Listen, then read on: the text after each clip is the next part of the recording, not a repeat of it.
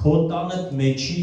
եկեղեցուն բարև։ Այսօրվա քարոզի վերնագիրը սա է։ Քո տանդ մեջի եկեղեցուն բարև։ Ինչ ի նկատի ունի Պողոս առաքյալը այս բանը գրելով սիրելիներ, եւ ես այսօր այս երկու մտքի վրա եմ կանգնելու։ Առաջինը, որ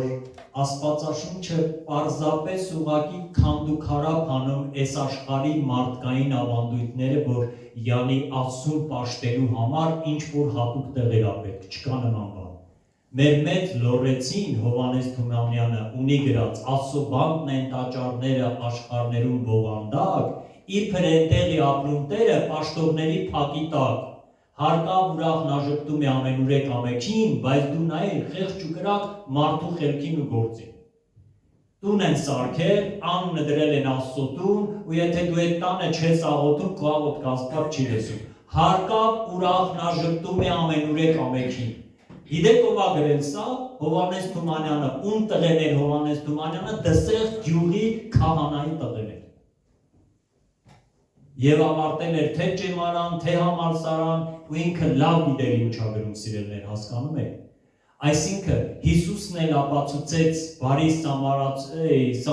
Սամարիայի ջրհորի մոտ, այդ սամարացի կնոջը ապացուցեց, որ Աստծուն պաշտելու համար հատուկ տեղեր պետք չեն։ Այո, մենք սա առել ենք եկեղեցու համար,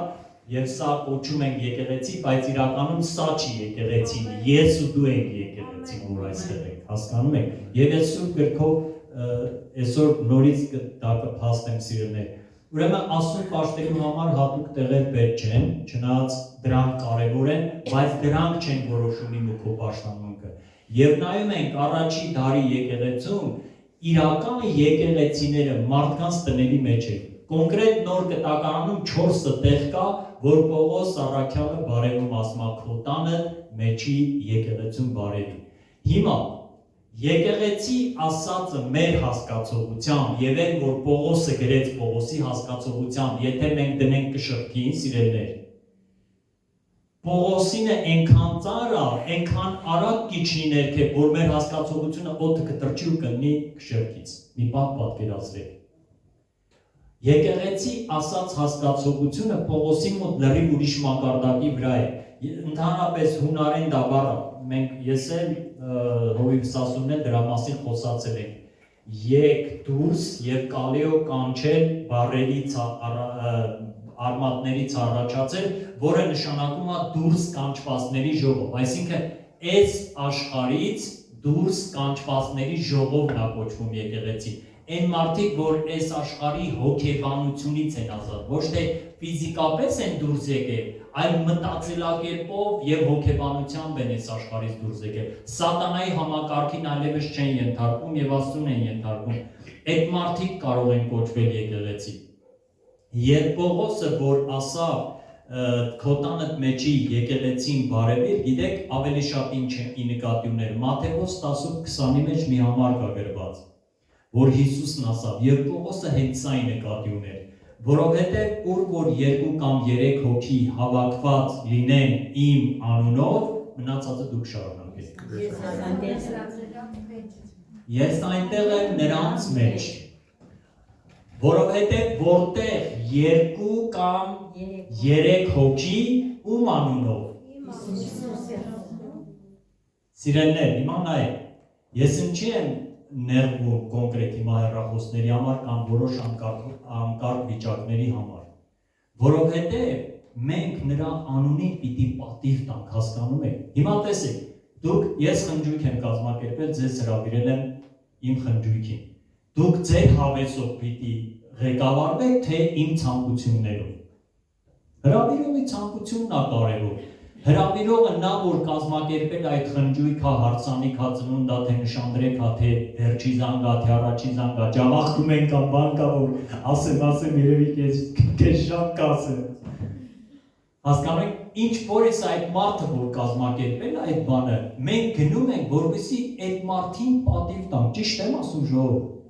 Ծայրայա բան չեմ, չի ասում։ Մենք գնում ենք այդ մարդին ուրախացնենք, չէ՞, իր ուրախությանը մասնակից լինենք, եւ բնական է, որ մենք պիտի ամեն ջանք անենք, որ այդ մարդու սիրտը ուրախ պահենք։ Ճիշտ է։ Հիմա Ինչ է նշանակում Հիսուսի անունով գալ եկեղեցի։ Հիսուսի ոչ թե եկեղեցի, Հիսուսի անունով հավաքվեն 2 կամ 3 հոգի։ Պատկերացնում եք, ասում է, ես ընդեղ եմ, ես հաստատ համոզված եմ, որ Հիսուս իր խոսքը պահում է, բայց շատ ժամանակ մեր ժողովների մեջ, ու շատ ժամանակ չէ, բայց լինում է ժամանակ, որ Աստծո ներկայություն չկա։ Եվ ես մտածում եմ, ասում եմ, լավ ի՞նչն է պատճառը։ Պատճառները շատ են։ Մարդկանց ուղեղի մտքերի մեծ մասը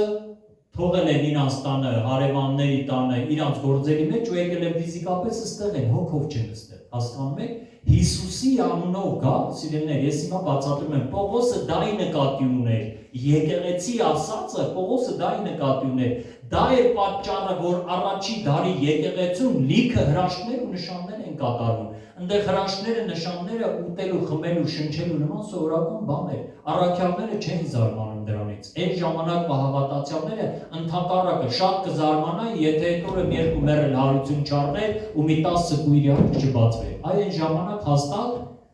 կզարմանային, բայց իրանց համար զարմանք չէ, որովհետև իրանք հասկացել էին ինչ է նշանակում Հիսուսի անունով գնալ։ Հիսուսի անունով մի տեղ հավաքվել, սիրելիներ, տեսեք, լինի աղոթքաժողով,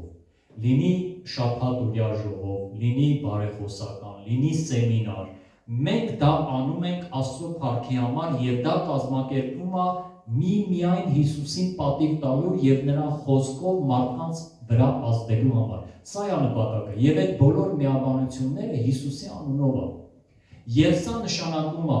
ես որ գնում եմ մի հավատացյալի հետ միաբան աղոթքի համար, Հիսուսի անունը առաջի տեղում է, այսինքն ինչ է դա նշանակում, կատարյալ, ասա կատարյալ։ Մի հատ է բարձր ասա, կատարյալ։ Ինքդ քո համար մի հատ էլ ասա, կատարյալ։ Կատարյալ կենտրոնացում երկնային իրականության վրա։ Այս աշխարհը, սիրելի, ես որ ասում եմ անջատում եմ, մենակ այդ չեմ անջատում։ Ստեղ էլ այնքան բաներ կա, հարազատական միջոցառումներ, մտքեր, զանգեր, հոգսեր, համարյա ամեն օր մեզ տարբեր տեղերից մարդիկ են զանգում, ծարաբեռնում են մեզ, եւ մենք սիրով դատանում ենք այդ բեռները, բայց մեր խնդիրը ինչու՞մն է, երբ որ տենում ենք, որ Աստծո զավակները իրանց լավ չեն պահում եւ Հիսուսի անվանը պատիվ չեն տալիս, սրանից իմ սիրտը շատ է կոտրվում, որովհետեւ Սուրբ Գիրքն ասում է շատ իմաստության հետ շատ է տրտմություն կա։ Եվ որ դու բարձրանում ես Տիրոջ մեջ եւ տենում ես ընդդելի փառքը, առնում ես ընդդելի համը, հետո իջնում ես երկիր ու տենում ես Աստծո զավակների հոգեվոր աղքատության, մտածելակերպի ցածր մակարդակը, տրտմում ես դրանից, հասկանում ես, որպես ծառայող, որպես առաջնորդ։ Իմ սրտին շատ ցավ է տալիս, իրեններ, այդ լա ես հեռախոսն եմ ասում, այնքան բան կա, որ իմ սրտին ցավ է տալի ձեր վիճակների հետ կապված, ես միայն բարեխոսում եմ եւ չեմ էլ քարոզում, ես ընդհանրապես ամբիոնը չեմ օգտագործում, որևիցե մեկին կուժասեմ ու կուլալսի, ես չունեմ այդ բանը, ես վաղուց եմ դրանից ազատագրվել եւ ապաշխարել։ Ես ուղղակի ճշմարտությունը ասում եմ սիրով եւ իմ Աստծո անունով ձեր շինության համար։ Ուրեմն Պողոսը, որ ասում էր քո տանդ մեջի եկեղեցուն բարևի, այս տեսակ հոգեբանությունը նկատի ուներ ժողովուրդ ջան։ Հիսուսի անունով 2-3 ու պատկերացրեք 2-3 չէ 30 ու 40 է բոլորս եկել են կենտրոնացած Աստծո վրա։ Հիմա մի հարց ու ստեղ պետք չի պատասխանես, դու ինքդ քեզ պատասխանի։ Այսօր ժամը քանիսին ես վեր կացել ու արդյոք միջև եկեղեցի գալը աղոթքին եւ Աստծո խոսքին ժամանակ տվել ես։ Հարց ինքդ քեզ դու պատասխանի։ Հիմա, եթե տվել ես աղոթքին եւ Աստծո խոսքին ժամանակ, հաստատ դու շնորհ կգտնես Աստծո առաջ եւ Աստված քեզ կայցելի։ Բայց եթե դու վեր ես կացել եւ քո սովորական առօրյական գործերով ես զբաղվել, մտածելով որտեղ գնամ եկեղեցում կաղոթեմ, ասեմ քեզ, սատանան քեզ շատ սիրուն խաբել է, ու նրան պետք չի քեզ ուրիշ մեղքի մեջ գցի։ Դու այնքան դատարկ ես ու այս ձևի վիճակը ասել, այս ձևի վիճակով եկեղեցի գալը մենք մեր կյանքում փոփոխություն չի տա։ Սա է պատճառը, որ շատ հավատացյալներ, ցավոք սրտի շատ 5 տարի, 10 տարի, 15 տարի իրանք անընդհատ կարիք ունեն, որ իրանց համար ինչ-որ մեկը աղոթի։ Բայց 3-ից 5 տարվա հավատացյալը արդեն ինքը պետք է շատերի համար բարեխոսի եւ աղոթի եւ հայտնություն ու պատգամը ստանա եւ ազատագրի այդ մարդկանց կյանքը սիրելիներ։ Հասկանում եք, որովհետեւ մեր եկեղեցի գալը ավելի շատ սովորություն է դառնում եւ ոչ թե հոգու պահանջ։ Մենք ոչ թե սովորությունից ելնելով որ շաբաթա որ գնանք որ հովիվը չնեղանա, չէ։ Եթե այդ մտածելակերպն է հաստատ նորմալ հովիվը չի նեղանա։ Եթե իմ միաբանության մեջ, եկեղեցու միաբանության մեջ գալը հոգու պահանջ եւ հոգու Սուրբ հոգու հետ հանդիպման ներքին լուրջ պահանջ իր մեջ չի պարունակում, ես հավասար եմ Աթոր Մաշեցնովի եւ Կոշիկ Մաշովի, որ նույնպես անտեղի ժամանակ եմ վատնում եւ իմ աստվածապաշտությունից օգուտ չի կարող լինի սիրելիներ։ Տեսեք, որ ինչ Պողոսը որ ասում էր քո տանդ մեջի եկեղեցուն բարև, այս ձևի նպատակադրված, նպատակասլաց, այս ձևի կենտրոնացում եւ այս ձևի ներքին նվիրում փափաղ ու պահանջարկ ունեցող Աստծո զավակներին էր գրում այս նամակը։ Հիմա մի քանի բաներ, որ ընդհանուր եկեղեցու մասին Աստծո խոսքը մտքեր արտահայտում ու ես կուզենամ, որ մի պահ դուք մտածեք եւ դուք պատասխանեք այդ հարցերին։ Ընդհանրապես եկեղեցի ասելով են ինչի նկատի ուներ, ես մի հատ միտք գտա, մնացածը դուք փորձեք հիշեք։ Օրինակ եկեղեցին Քրիստոսի մարմինն է։ Էլ ինչ է ասում Աստծո խոսքը եկեղեցու մասին։ Փորձեք հիշեք, ամենքիդ մի 5-10 վայրկյան ժամանակ։ Քրիստոսի մարմին։ Էլ ինչ ասում։ Աստծո տուն, Աստծո ընտանիք, Սուրբ գրքում այս բաները գրված է։ Էլ ինչ կա։ Գլուխը ով է մարմինը, հարս, չէ՞։ Եկեղեցին Քրիստոսի հարսն է եւ Սուրբ Գիրքը ասում է հարսը ինքն իրան պատրաստեց Փեսայի համար։ Պատկերացնում եք եկեղեցի ասացի Աստծո տեսանկյունը ինչ պատվական է, ինչ սուրբ է։ Եկեղեցին նաեւ տաճար է կոչվում։ Դուք Աստծո տաճար եք, ճիշտ է սիրելիներ։ Դեռ մեկ ինչքան շատ բաներ կա, էլ կա, մտածեք։ Բանակ, թագավորական, քահանայություն, թագավորական քահանայություն, տապան, սուրբերի ժողով, երկնային քաղաքացիություն, այս բոլորը Սուրբ Հոգում գրված է, եկեղեցին երկնքի քաղաքացիներ են եւ սուրբերի ժողով են սիրելիներ։ Ուրեմն ինչպես ասացի նոր կտակարանում քո տանդ մեջի եկեղեցին Պողոս առաքյալը 4 անգամ գրում է եւ ես համոզված եմ որ Պողոսը շատ էր սիրում տան մեջի եկեղեցիները, շատ էր սիրում, որովհետեւ այն ժամանակվա տան մեջի եկեղեցիների մեջ հաղորդակցությունը շատ ուժեղ էր։ Միտեղ գործ կառաքելոցում էր, որ Պետրոսին բանտարկել է, հիշում եք, 4 իրան ոտներ ձեռները շղթայակապ եւ 4 կարգ զինվորներ էին դրել, բայց ասում է եկեղեցին գիշեր ու զոր աղոթում էր, որովհետեւ Հակոբոսին գլխատել էր բանը, Հերովդեսը եւ հաջորդը Պետրոսն էր։ Եկեղեցին գիշեր ու զոր, որովհետեւ Պողոսը սյունն էր, Պողոսը վեմն էր, այն հայտնությունը, որ Պողոսը Պետրոսը եւ եկեղեցին շատ անհանգիստ էր, մեր հովիվին պիտի սպանեն, թույլ չենք տա որ սպանեն։ Եվ չգիտեմ քանի օրեր այդ աղոթքաժողովը կրուգլասուտկա աղոթում էին, մեկ էլ հանկարծ հիշում եք, չէ՞ բան, հրեշտակը հայտնվեց, թափ տվեց Պետրոսը շղթաները, դռները բացվեց, դուրս եկավ Պողոս, դե մարդ չկա, հետո այդ հրեշտակը անհայտացավ, գնաց տուն տան մեջ էին հավաքված աղոթում, Հովանես Մարկոսի տան մեջ էին, այն Մարկոսի, որը գրեց Մարկոսի ավետարանը, Պետրոսի քրոջ որդին էր, եւ սրանք մեծահարուստ մարդիկ էին, այն ժամանակվա մեծահարուստները վերնատուն ունեին, այն ժամանակ գետնատներ էր սիրուներ, եւ սրանք վերնատուն ունեին, այն վերնատունն էլ է Հովանես Մարկոսի վերնատունը, այսինքն այս մարդիկ այն ժամանակ կայացած եւ համբավարոր եւ մեծահարուստ մարդիկ էին, եւ իրանց տունը բացել էին, որ մարդիկ գան հավաքվեն եւ Պետրոսի համար այդ մի քանի օր այդ տան մեջ աղոթք էր լինում։ Այն կարգ էին հարուստ, որ իրանց տան մեջ ծառաներ էին պահում։ Աղախին է գնաց եւ դուրը թխկոցը գնաց թխկոցին արձագանքելու ու չբացեց փողանակ բաց եկավ ասավ երևի Պետրոսի հրեշտակներ հետո գնացին բացեցին տեսան Պետրոս Առաքյալն ինչ եմ ուզում ասեմ սիրելիներ որ տան մեջի այդ միաբանությունները այնքան հուժկու ու ուժեղ էին որ թագավորի անգամ որոշումը խափանեցին իրանց աղոթքով իրանց տնային աղոթքով հետեւ իրանց սիրտը ներաշխարը տրամադրված է իրանք շատ կենտրոնացված էին Հիսուսի անվան վրա սիրելիներ եւ սա է պատճառը ուրեմն առաջի նամակ Հռոմեացիների 16-րդ գլխի մեջ առաջի բարևին ենք հանդիպում տան մեջի եկեղեցի 16 գլխի 3-ից 5 համարները ողջունեցեք Ակյուղասին եւ Պրիսկիղային եւ նրանց տան մեջ եղած եկեղեցուն Առաջի Կորինթացիների մեջ 16 գլխի եւ 19 խոսքի մեջ նորից հետաքրքիր է այս Ակյուղաս ու Պրիսկիղան վրանագործության բիզնես ունեին էլի կայացած մարդիկ էին եւ իրանք միսիոներ դարձան Տիրոջը ընդունելուց հետո տարբեր քաղաքներ են գնում այն ժամանակվա մեծ քաղաքներ Եփեսոս, Կորինթոս, հետո հայտնվեցին Հռոմում, հետո Պողոսի այդ մահվան վտանգը հաշվի չառնելով իրանք իրանց պարանոցները դրին Պողոսի համար։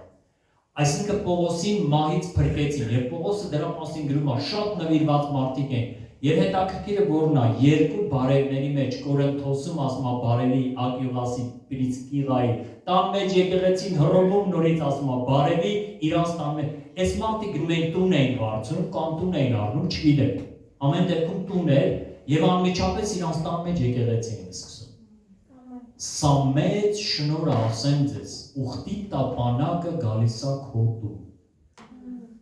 Սա մեծ շնորհ է։ Ամեն տան մեջ չի որ Աստված մատը դնում է եւ ասում է եկեղեցի կսկսեք այդտեղ։ Սա շատ մեծ շնորհ է։ Մենք այնքան պետք է սրտով նվիրված եւ պատրաստ լինենք, որ Աստված հրաման տա, որ մեր տների մեջ սկսվի աղոթքաժողով կամ եկեղեցի սիրելիներ։ Լուրջ մտածեք սրա համար։ Ես ինչ հիշում եմ, որ ամուսնացել ենք, անընդհատ եկեղեցին մեր տանն է, մենք էլ եկեղեցու մեջ ենք։ Ես չեմ հիշում, որ մենք առանց եկեղեցու մեր կյանքը անցկացրած ենք։ Եվ սա ես հասկացա, որ սա մեծ շնորհ կա, որովհետեւ մի օր Աստված ինձ ցույց տվեց, եւ որ քո տունը բացում ես ժողովների համար, դու քո տունը բացում ես ուխտի տապանակի համար, ուխտի տապանակը գալիս է քո տուն, եւ դրա պատճառով քո տունը յուրահատուկ կարա օրհնված եւ պաշտպանված լինի։ Սա հզոր բան է։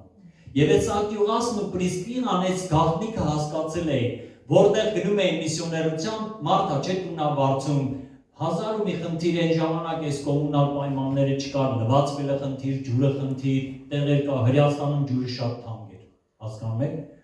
Եվ դու դուր պիտի բացեիր եկեղեցու համար, որովհետև հրեաների մոտ ընդունված էր սա, որ եկող մարդկանց ոտներին ու ձեռներին ջուր էին տալի լվացվելու, որ փոշիներից ազատվեն, հասկանում եք։ Ու դա հեշտ բան չէ, մանավանդ այն ժամանակների մեջ, բայց մենք տեսնում ենք այս մարդկանց սրտի նվիրումը այնքան մեծ է, իրանց տան մեջ ստրուկներ էին ընդունում, իրանց տան մեջ թագավորներ էին ընդունում, իրանց տան մեջ նախարարներ էին մտնում դուրս գալի,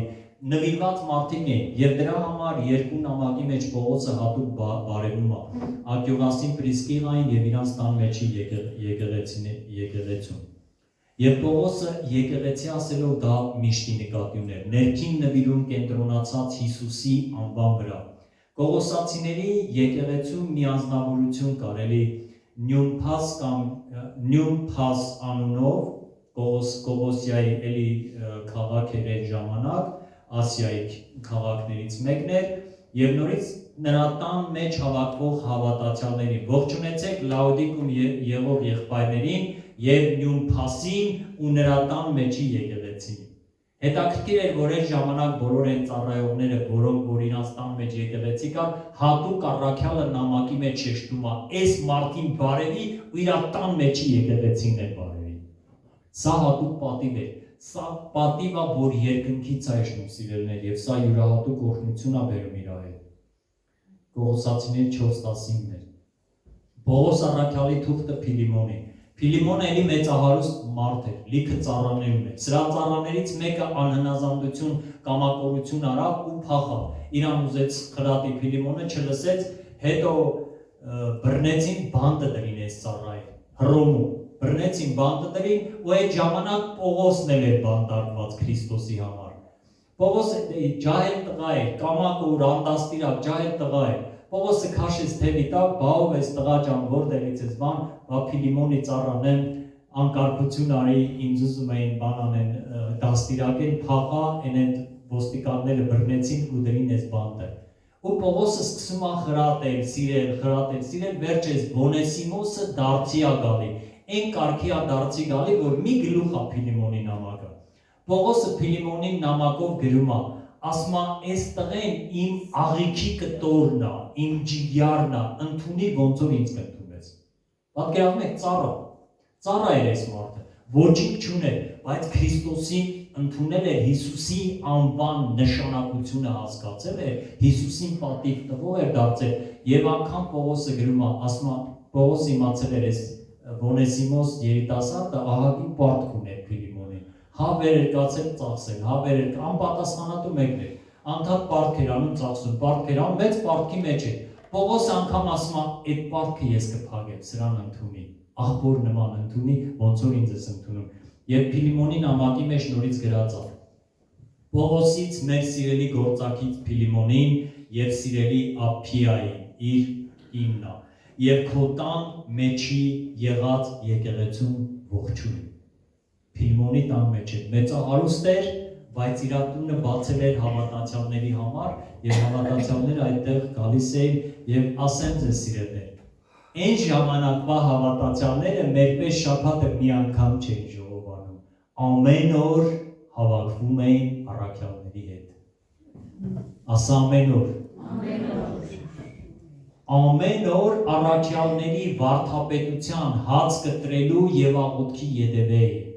Առաքյալները 4-5 ժամ օրական աղոթքի կյանք ունեին եւ այս բոլոր նորադարձները ամեն օր այդ հոգու մեջ են։ Պատկերացնում եք, հիմա որ կշրջենք դնում մեր ներկա արթնությունը եւ առաքյալների արթնությունը, բերեք անկեղծ խոստովանենք, մենք ահավոր թեթև ենք։ Առաքելական այդ արթնությունը, որ դնում ենք նիժարին, մերը թրջում է շարիկի նման ու գնում է գետին, այդքան թեթև ենք։ Ամեն օր մի քանի ժամ լինել աղոթքի մեջ եւ առաքյալների հետ սիրելներ։ Եվ դրա համար այս մարդիկ ամբողջ աշխարհը փոխեցին։ Այս է պատճառը, որտեղ իրանք Հիսուսի անվանը պատիվ էին տալի եւ հասկացել են այդ անվան նշանակությունը եւ ազդեցությունը։ Ուրեմն Հովհաննես Մարկոսի մասին խոսացի եւ ամենավերջի միտքը ասում եմ եւ ավարտեմ։ Ինչպիսի տուն եմ ես Աստծո համար։ Սա վերջի միտքն է։ Որովհետեւ տեսեք, նորից եմ ասում, ես ու դու ենք եկեղեցի եւ Եբրայեցիների 3:6-ում տեսեք ինչ ա գրված։ Իսկ Քրիստոսը որպես որդի իր տան վրա է։ Եվ նրա տունը մենք ենք։ Ասա, ես Քրիստոսի տունն եմ։ Ես Քրիստոսի տունն եմ։ Հաստատ համոզված եք։ Ամեն։ Հիմա ես Քրիստոսի տան չափանիշները ձեզ ասում եմ, դուք տեսեք, Քրիստոսը ձեր տան ներսում հանգիստ պարկած է, տանը սենց լարված է, թե դռանը կանգնած սենց թափում է, սա օրը սպասում է, թե երբ դի ես տնաշենի տղեն բացանի կամ աղջիկը։ Մի քանի չափանիշներ։ Ես Քրիստոսի տոնն եմ։ Հիսուսն ասավ, ես փնտրում եմ իմ գլուխը դնելու տեղ գտնեմ, չէ՞։ Եվ միակ տեղը, որ նա իր գլուխը կարա դնի, դա մեր սրտի մեջ է։ Նա իրան հանգիստ պիտի զգա։ Եվ որն է Քրիստոսի տունը, հիմա տեսեք, ես եկել եմ ձեր տուն, ձեր ամեն տուն ունի իր կարգուկանոնը, ճիշտ է, չէ՞, այս տունը այս ժամին քնում է, այս ժամին նախաճաշում է, կամ կանայք առանձին են նախաճաշում, տղամարդիկ առանձին, վերջը, երեխեք առանձին, ամեն տուն իր կարգուկանոնն ունի։ Հիմա ես որ գամ ձեր տուն եւ ասեմ, չէ, դուք այս ժամին պետք է սենց անեք, չէ, սենց պետք է անեք։ Հա, կարող է մի երկու համբերեք, հետո ինչ հովիվ չես, ինչ ուզում ես լես, դու ով ես, որ իմ տան կարգուկանոնը փոխեց։ Դու պետք է հարգես իմ տան կարգուկանոնը։ Հիմա, եթե ես ասում եմ, ես Քրիստոսի տունն եմ, ով է իմ տան տերը։ Քրիստոսը։ Եթե ես առավոտը վեր եմ կենում, սիրելի հավատացյալ, եւ Քրիստոսի տան մեջ եմ, ես իմ տան մեջ չեմ ապրում, Քրիստոսի տան մեջ եմ ապրում։ Սուրբ Գիրքը տենց ասում, ես ու դու Քրիստոսի տանն ենք, Առավոտը վեր են կացել եւ այդ տան տնտեսությունը պատասխանատվությունը ինքո վրա է։ Մենք մեր ժամանակի, մեր ֆինանսների, մեր ամեն բանի վրա մենք տնտես ենք, պահեստապետ ենք, տեր չենք, Տերը ինքն է։ Եթե տան Տերը ինքն է, այն բոլոր բաների Տերն էլ է ինքը, ճիշտ է թե չէ։ Հիմա նայեք, ու մենք արդեն զարթնել ենք եւ պիտի մեր օրը սկսենք։ Ինչ եք կարծում։ Տան Տերը ինչ է սպասում մեզանից։ Իրան բարելուս ասել, իրան հետ շփվել։ Իր հետ շփվել։ Այսօր աշխարհի կանայք գիտեք ինչից են բողոքում շատ, որ իրանց ամուսինները իրան ժամանակ չեն տալի։ Անդադ գործ, զբաղմունք ընկերներ, ժամանակ չունեն շփվելու այս մարդիկ։ Մի տան մեջ են, բայց իրար այս համարյա չեն տենում։ Մեկ ես դերս կատակով ասում համոզված եմ կատակով ասում պապ ես գիտես խիմ եկեղեցի գալի, որ քեզ խոսալիս լսել։ Իհարկե դա կատակա, մենք շատ ակտիվ շփվում ենք ընտանիքով ու ես չեմ կարող առանց շփման, հասկանում եք, սիրելիներ, տեսեք, կին եւ ամուսին կարան ապրեն մի տան մեջ, ծնող եւ երեխաներ մի տան մեջ, բայց իրար էլ չտենան, չկա շփում։ Ու սա շատ վատ է, եւ մենք նույնը Քրիստոսի հանդեպ ենք անում։ Առավոտ վեր ենք կացել, քիչ է որ իր տան մեջ ենք ապրում, վարդ չի ուզում Տերը մեզանից։ Մենք դրա համար վարդ չենք տալի, բայց մենք իր տան մեջ ենք ապրում։ Ու մենք վեր ենք կացել, փոխանակ շփվենք իր հետ, մենք մեր հավեսով, բայլուս Հիսուս, գնացի ես իմ գործերի։ Իրիկունը գալիս եմ մի պահելի հիշում, Տեր Աստված, եւ որ կգաս ինձ խնդրում եմ, չմոռանաս ու պարկում քնի։ Ես էլ ավասուտում, ես էլ որ Քրիստոսն է տան Տերը, չէ, Քրիստոսը չի տան Տերը, ես եմ տան Տերը։ Ու դրա համար Հիսուսը ասում է, ես կանգնած թակում եմ։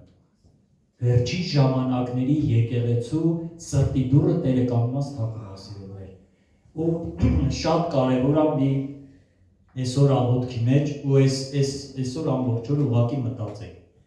Հիսուսը իմ տան մեջ հանգիստ գլուխը բարձինա, Հիսուսը իմ տան մեջ լարված տագնապած է, թե դռանը կանգնել է դուռը, որովհետև փակա ու թակում է այն դուռը, որ ես եւ պիտի բաց անեմ։ Ինչպիսի տեղ եմ ես տրամադրել իմ Տիրոջը։ Եփեսացիների 2 համար էլ կարդում եմ ու կաղոթեք։ Եփեսացիների 2:22 հեշտ հիշվող համար է 2:22 որի մեջ դուք էլ նրա հետ կառուցվում եք Աստծո բնակարան լինելու համար Սուրբ Հոգով։ Նորից Աստված ասում է, Աստված ինձ ու քեզ կառուցում է, որ ես ու դու դառնանք Աստծո բնակարան, կվարտիրան, տուն։ Ժողովուրդ։ Աստված մեզ հետ աշխատում է, որ մենք դառնանք Աստծո տուն։ Դու մի պահ այդ պատիվը, ես ուզում եմ պատկերացնեք ժողովուրդը, մի պատկերացրեք երկրի վարչապետը, ձեզ կանչել է իր տուն, ու ասում այս տունը այսօր ամբողջ օրը ինչ ուզում ես արա, ու ստեղ ամեն մտնող մարդ քեզ հատուկ պատիվ է տալու, երկրի վարչապետը, թագավորների թագավորն ասում է, ես քեզ կառուցում եմ ինձ համար որպես տուն, որ ես բնակվում եմ քո մեջ։ Ես ու դու դառնանք Աստծո բնակարան Սուրբ Հոգու միջոցով, պատկերացնում եք, իսկ դա ո՞նց պիտի լինի, հնազանդությամբ, հաղորդակցությամբ, շփումով, շփվելով ենք մենք իր նման դառնում սիրելիներ, եւ վերջի համարը, Առաջի Պետրոս 2:5 Դուք էլ որպեսի կենդանի քարեր կառուցվեք որպես հոգևոր տուն։ Նորից նոր կտակարանում մոտավորապես մի 10-ից 15 համար կա, որտեղ Աստվածաշունչը պարզ շեշտում է, որ ես իմ կյանքի, իմ ժամանակի Տերը չեմ, որ ես Աստծունն եմ եւ Աստված իմ մեջ է բնակվում եւ ես Աստծո տուն եմ, ինքը ինձ պատրաստում է, որովհետեւ ինքը ուզում է, հիմա խի ենք մենք մեր տները ռեմոնտ անում։ Խենք ուզում սաղ լավնելի, փայլի, մաքուրելի, հաճելի է։